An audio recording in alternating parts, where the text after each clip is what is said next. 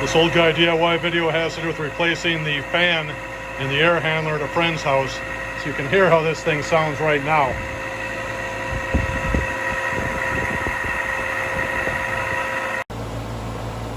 Well, it took a little longer than expected because one bolt can turn a 20-minute job into a 3-day adventure, but you can hear how this unit sounds now.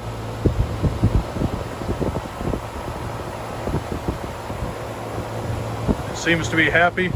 He should have cool air for the next 7 years. So, in the process for replacing this thing consists of removing these 4 bolts.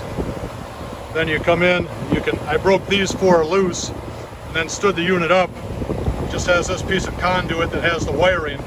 I came around on the side and removed these little 1/4-inch sheet metal screws, and to make sure I got the right wires, after I had disconnected things at the side of the house, I just cut the wires that were coming from this fan.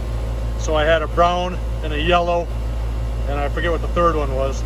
Anyway, I cut 3 wires, and then when I ran the new wires in, it was real easy for me to follow the wires to the various fittings where they belong, and that way I didn't screw anything up.